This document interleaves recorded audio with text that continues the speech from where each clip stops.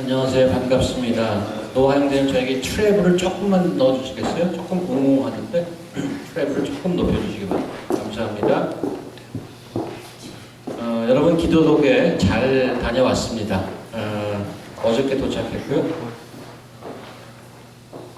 시간상 시차를 딱 적응하고 다시 와서 다시 시차를 적응해야 되는, 아마 저는 지금 밤이 아닐까 싶습니다. 어쨌든 다시 와서 뵈니까 너무 감사하고요. 제가 우리 교회 온 지 2년 반이 되었는데 그동안 강해 설교를 통해서 빌립보서와 누가복음을 봤었죠. 이번에 오늘부터 사무엘상을 보려고 합니다.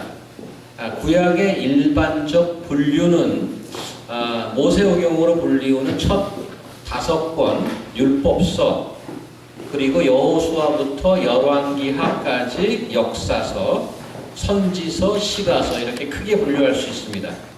가나안 정복을 다룬 여호수아부터 시작해서 이스라엘 왕조가 망하고 포로로 팔려가는 때까지의 시간을 커버하는 열왕기하까지를 역사서라고 합니다.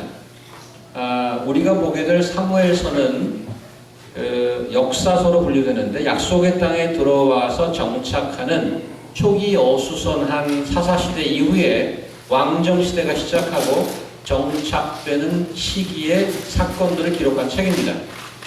국가의 기반이 생기고 국력이 왕성해지는 그런 기간이죠. 사무엘서에 등장하는 중요 인물을 보면 왕정시대의 산파 역할을 한 사무엘과 그다음에 이스라엘의 초대왕 사울, 그리고 2대왕 다윗이 이런 인물들이 중요 인물이 되고요. 연대기적으로 보면 BC 1075년에서 970년 정도 한 100여 년간의 역사 기록입니다. 우리는 사무엘서를 통해서 급변하는 역사를 거치는 이스라엘을 보게 될 것입니다. 이런 시기에 하나님께서 오래전 아브라함에게 맺었던 언약을 어떻게 이루어 가실 것인가, 또 나라의 모습을 갖추어가는 이스라엘은 그 옛날 시내산 앞에서 하나님께 다짐했던 그 신앙을 어떻게 지켜낼 수 있을 것인가, 역사의 전환점 속에서 하나님께서는 어떤 말씀과 어떠한 모습으로 이스라엘을 빚어가시며 하나님 되심을 나타내실까, 또 그들은 하나님께서 원하시는 언약 백성으로서의 모습을 보여줄 수 있을까, 이런 것들이 사무엘서를 보는 우리의 시각이 될 것입니다. 그리고 한편 그 옛날 고대 근동의 이스라엘이라는 작은 나라의 이야기가 현대를 사는 우리에게는 어떤 도움이 될까, 이 시대를 살아가는 우리에게 어떤 말씀이 될까, 어떤 도움이 될까, 이런 생각을 또 하게 되죠. 살아있는 하나님의 말씀은 과거 이스라엘의 하나님일 뿐 아니라 현재 그리고 미래의 하나님이시기도 하죠. 역사는 과거이지만 하나님의 말씀은 영원히 살아계십니다. 과거 이스라엘에게 말씀하셨던 하나님께서 현재 우리에게는 무슨 말씀을 하실까 귀 기울여야 할 것입니다. 업타운 컬럼비아에서 몇몇 학생들의 자발적 모임으로 시작되었던 그 CMC는 몇 년이 지나고 다운타운 뉴욕 유니버시티 NYU 근처에 예배를 하나 더 개척하게 됩니다. 다시 몇 년이 지나고 주진규라는 사람이 오게 되고 2년 반이 흘렀습니다. 이제 최근에 이름도 GCC Gospel Central Church, 복음으로 하나 되는 교회로 바꾸고 CMC에서 독립하여서 이제 새로운 교회로 탄생하기에 이르렀습니다. 이렇게 새로운 국면을 맞이하게 되는 우리 교회를 향해서 하나님께서는 무슨 말씀을 하실까? 유학 와서 외롭고 힘들어하며 비슷한 처지에 있는 사람들을 만나는 게 좋아서 모였고, 어려운 타국 만리의 생활이지만 작은 신앙도 버리지 않기 위해서 나름 열심히 교회에 나오면서 지금까지 여러분과 제가 살아왔습니다. 그러던 어느 날 얼떨결에 대치역교회 멤버가 되고 만 거죠. 한 달 한 달 살아가기도 빠듯한 이국 생활이죠. 그리고 이 터프한 맨하튼. 그래서 앞으로 내 인생에 어떤 일이 벌어질지 한치 앞을 내다보기 힘든 불확실의 시간을 살아가는데 얼떨결에 개척교회 멤버가 된다는 것이 어떤 의미가 있을까? 이런 상황에서 하나님께서 내게는 어떤 말씀을 하실 것인가? 이런 시기에 이 뉴욕 맨하탄에서 이런 교회의 일원으로 살아간다는 게 개인에게는 어떤 삶의 의미가 있을까? 교회가 이런 상황을 겪으면서 저는 여러 가지 생각이 들었고 또 주일 말씀으로 사무엘서를 택하게 되었습니다. 변화의 소용돌이를 살았던 이스라엘에게 사무엘을 보내주셨던 하나님, 우리 교회에도 또 각 개인에게도 사무엘서를 통해서 분명히 말씀하시리라고 기대해 마지 않습니다. 사무엘서는 상권이 31권이고 하권이 24권, 총 55챕터로 된 아주 방대한 양인데요. 이 책으로 혹시 사극 드라마를 만든다면 한 80부작 정도는 가볍게 넘지 않을까 생각이 들어요. 대하 드라마가 되겠죠. 다 마치려면 얼마나 걸릴지 모르겠습니다. 누가복음 몇 번 했죠? 한 90번 했습니까? 한 90여 번 누가복음 했는데 누가복음이 24장까지밖에 없는데 이건 55장이니까 글쎄요. 주님 오시기 전에 다 마칠 수 있을까 모르겠지만 어쨌든 뭐 사무엘 상 정도 하고 또 브레이크를 하고 살을 할지 일단 가봐야 되겠습니다. 어쨌거나 기대가 되고요. 그 옛날 이스라엘을 이끄셨던 하나님께서 21세기 맨하탄에서 우리 새로운 교회를 허락하셨고 복음으로 하나 되는 저희 교회와 우리 각 개인에게 분명하고도 생생한 말씀으로 함께 하시길 기대하면서 사무엘서를 오픈합니다. 자, 오늘 우리 지혜자매님이 사무엘서 1장 읽어주셨는데 사무엘서는 사무엘의 출생 배경으로 이야기가 시작됩니다. 그의 아버지인 엘가나라는 사람의 집안 얘기가 등장하고 있죠. 엘가나의 아내이자 사무엘의 어머니인 한나는 고대 이스라엘 사회에서는 크게 빠질 것이 없는 여인이었습니다. 특히 그녀의 결혼을 보면 상당히 부러워할 만하다고 생각이 되죠.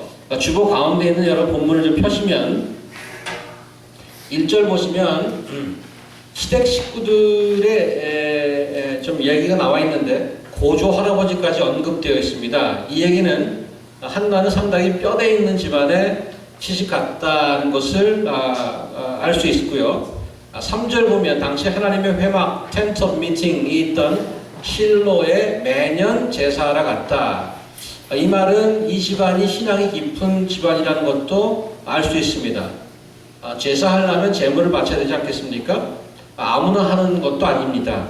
경제적으로 여유가 그대로 있다라는 것을 우리가 짐작할 수 있고요. 5절 보면 집안도 좋고 신앙도 좋고 부유하지만 다른 부인이 하나 있었는데 그 분린나라는 사람에 비해서 한나는 남편의 사랑을 많이 받았습니다. 이 정도면 결혼 잘했다 이렇게 좀 볼 수 있지 않겠습니까? 뭐 대박 수준이다 이 정도로 얘기할 수도 있겠고요. 근데 한나의 결혼 생활이 행복했는가? 안타깝게도 그렇지는 못했습니다. 집안 좋고 신앙 좋고 부자인데다가 남편 사랑까지 듬뿍 받았는데도 행복하진 않습니다. 왜 그럴까? 본문에 나와 있듯이 한나에게 자녀가 없었습니다. 다른 거 다 있어도 이것 없으면 모두 소용없죠.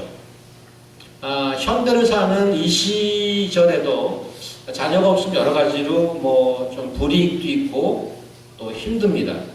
그런데 그 옛날에는 정말 무자한 여자는 아주 고통이었습니다. 자식이 없는 여자는 저주의 상징이었단 말이죠. 게다가 한 집안에 다른 여자가 있어서 그 문제 갖고 빡빡 긁으면 정말 힘든 거죠. 매년 하나님께 제사하는 축제의 날이 오히려 눈물의 밥을 먹어야 되는 비극과 고통의 날이 되었습니다. 요즘도 뭐 크게 다르진 않습니다. 주일 예배에 오는 것이 즐겁고 축복된 시간이 되어야 되는데 자기 개인적으로 어떤 힘든 처지 때문에 예배하는 시간이 비극과 눈물의 시간이 되는 그런 분들이 종종 있지 않습니까?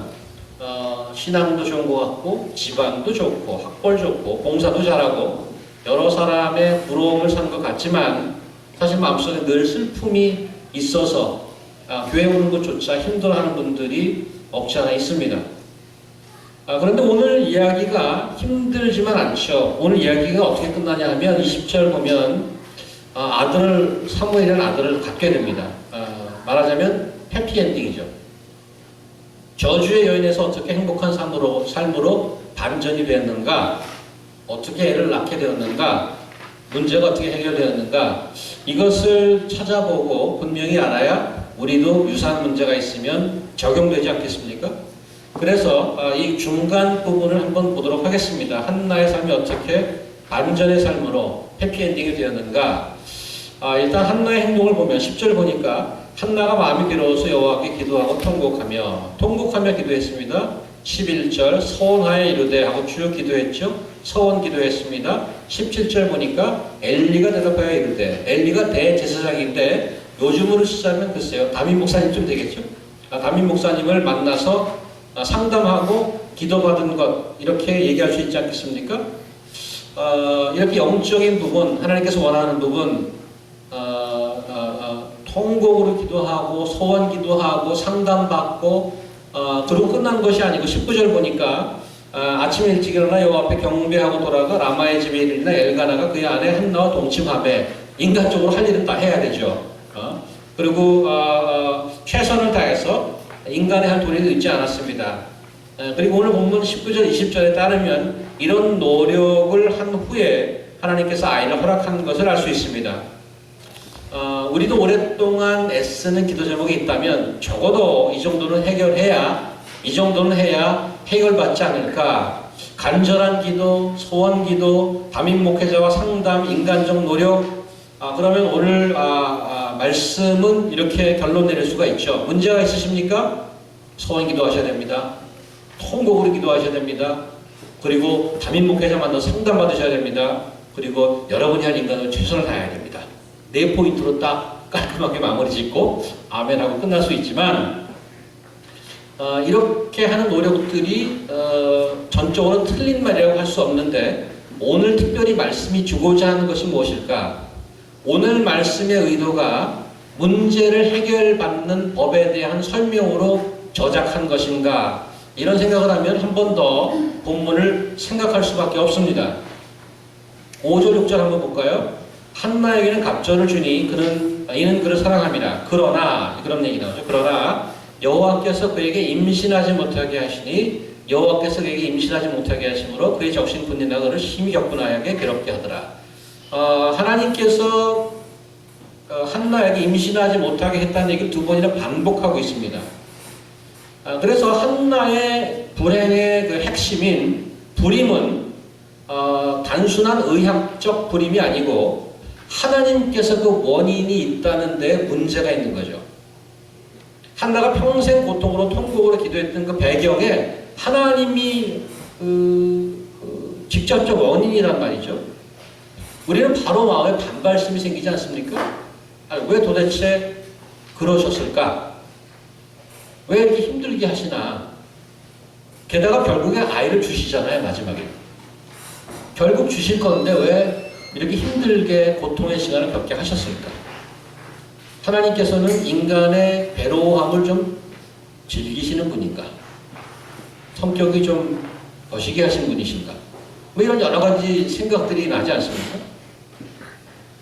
그 불임에 관한 얘기를 지금 하면은 성경에 보면 놀랍게도 이 불임으로 괴로움을 당했던 여인들이 의외로 많습니다. 뭐 초반부터 나오죠. 세라가 있었고요. 리브가, 라헬, 또 사사기 13장에 등장하는 마노아의 아내라는 사람이 불임이었고요. 오늘 사무엘상 1장에 나오는 한나, 또 복음서 초반에 나오는 엘리자벳, 이런 분들이 다 오랫동안 불임의 기간을 거쳤던 여인들입니다. 이들이 결국엔 자녀를 낳았는데 어떤 사람을 낳았는지 한번 볼까요? 사라는 아브라함이 100세에 낳은 이삭의 어머니죠. 그리고 역시 불임이었던 이삭의 아내 리브가는 야곱과 에서를 낳았습니다. 어서 오세요, 미아 자매님. 앞에 이렇게 널찍하게 막 자리 있습니다. 짱 박히지 마시고 나오십시오. 감사합니다. 홍보병 옆에 큰 자리 있습니다. 라헬은 요셉과 벤자민의 어머니였고요. 사사기에 나온 미노아의 아내는 누구의 엄마? 힘의 상징인 삼손의 엄마였어요. 그리고 오늘 본문에 한나는 사무엘을 낳았고, 복음서에 나온 엘리자벳은 누구를 낳았습니까? 예수님의 메신저인 세례 요한을 낳았습니다. 이런 부림을 거친 여인들이 낳은 그 인물들의 공통점이 있을까요? 이 사람들은 이스라엘을 향한 하나님의 언약의 성취에 그 시기에 중요한 일을 감당했던 자들입니다. 조금 진부한 표현을 빌리자면 이들이 축복의 라인업입니다. 그런데 왜 이렇게 아이가 없던 여인들이 성경에 많이 등장할까? 이런 생각을 해볼 필요가 있죠.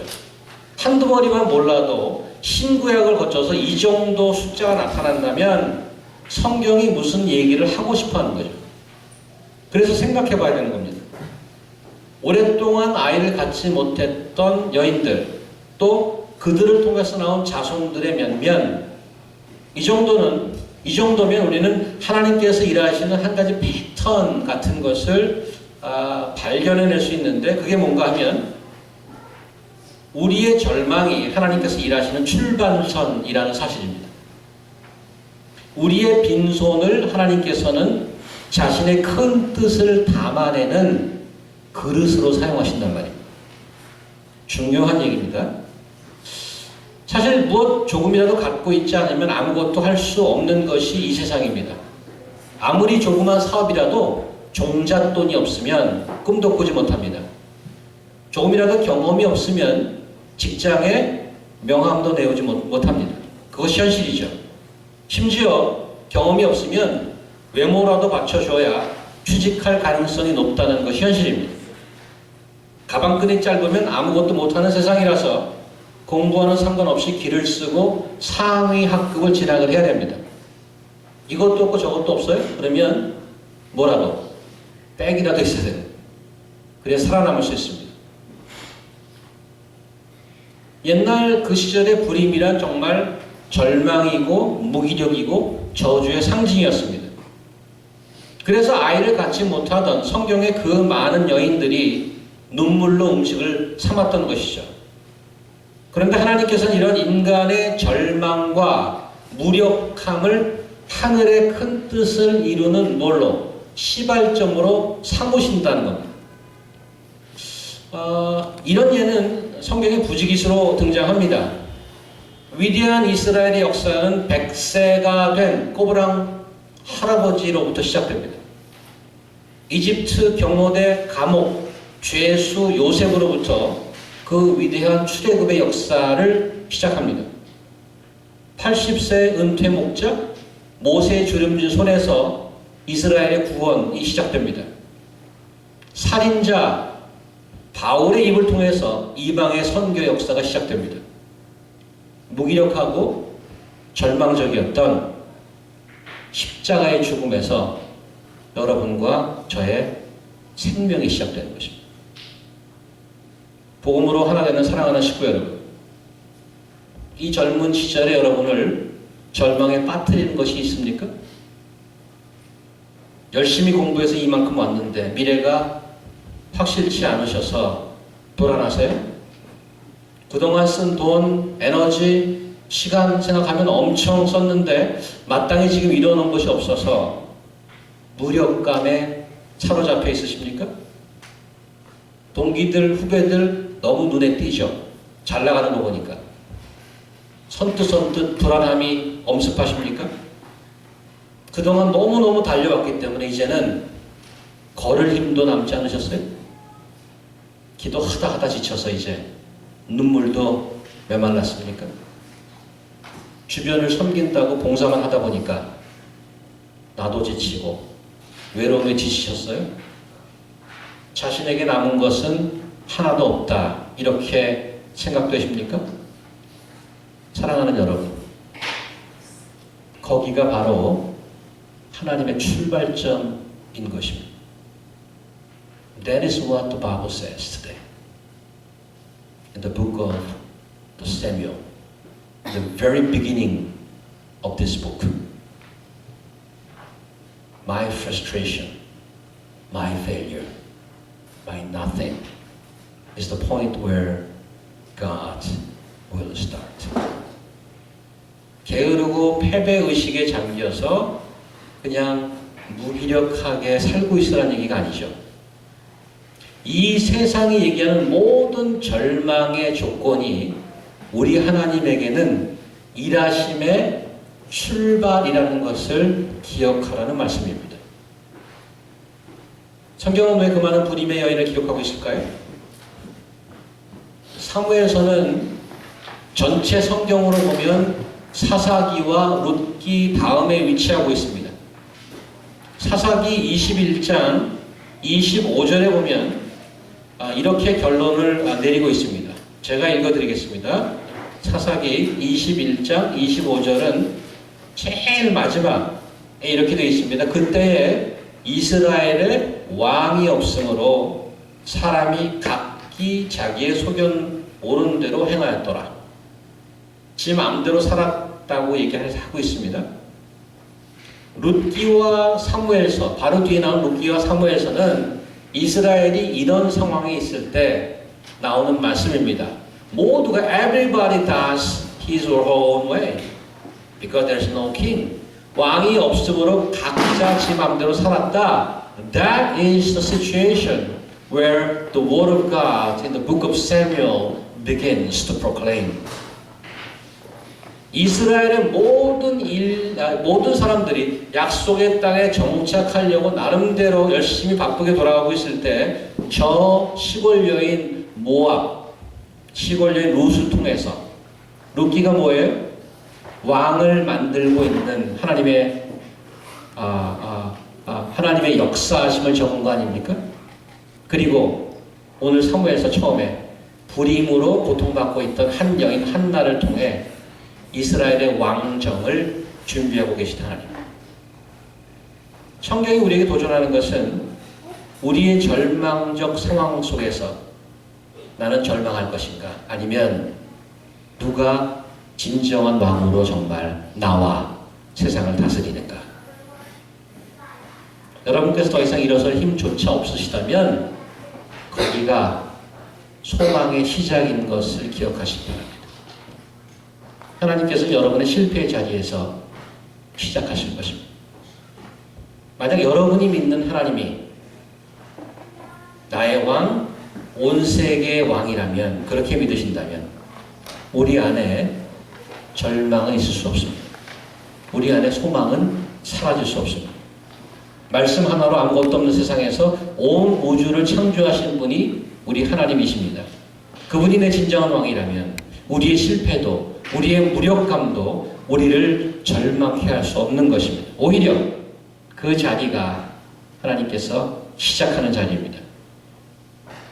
하나님은 세상 조건이 좋은 사람을 찾아다니지 않으십니다. 아무것도 내어놓을 것 없지만 겸손하게 자녀의 자리를 알고 왕이신 하나님을 믿는 자들을 통해서 그의 나라, 그의 뜻을 행하시기를 기뻐하시는 분입니다. 하나님께서는 불임의 한 여인을 통해서 이스라엘의 새로운 시대를 준비하셨습니다. 인간의 눈으로 보기에는 절망과 눈물, 무기력과 저주였지만 하나님께서는 거기가 시발점입니다. 우리 각자의 삶을 한번 돌아보십시다. 저희 각자의 삶뿐만 아니고 복음으로 하나 되는 교회, 우리 공동체를 한번 돌아보십시다. 지금 초라하고 불안하기 그지없습니다. 오늘 말씀이 저에게 주시는 도전과 소망은 뭐죠? 하나님께서는 여기서 시작하신 것입니다. 그분의 왕되심과 그분의 신실함을 우리가 의지한다면 there's nothing about frustration and hopelessness. We are hopeful. Not because of anything in us, but because of our Father, God, who is the Almighty, who who is the creator of the whole universe. 오늘 12월 1일이네요. 2013년 다 갔습니다. 딱 한 달 남았습니다. 기억하시죠? 2013년 1월 1일 이 자리에서 여러분들 얼마나 많은 계획과 소망과 비전으로 한 해를 시작하셨어요. 올해가 다 갔습니다. 얼마나 성취하셨습니까? 아니면 얼마나 실망하고 계십니까?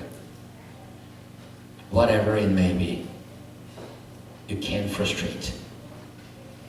우리는 실패해도 하나님은 우리 실패하지 않습니다. 아무 내어놓을 곳 없는 여러분과 저의 엉성한 인생을 통해서 다시 시작하실 하나님이 있음을 분명히 알기 때문입니다. 여러분 기대하셔도 됩니다. 하늘나라의 영광과 복된 소식을 담아내는 아름다운 빈 그릇이 될 수 있기 바랍니다. 겸손하게 빈 그릇으로 주 앞에 설 때 하나님께서는 우리를 사용하여서 하나님의 영광을 드러내실 것입니다. 여러분과 우리 교회가 그걸 믿고 함께 기도하며 나아가기를 소망합니다. 기도하겠습니다. 하나님, 이제 오늘부터 사무엘서를 통해서 말씀 듣고자 합니다.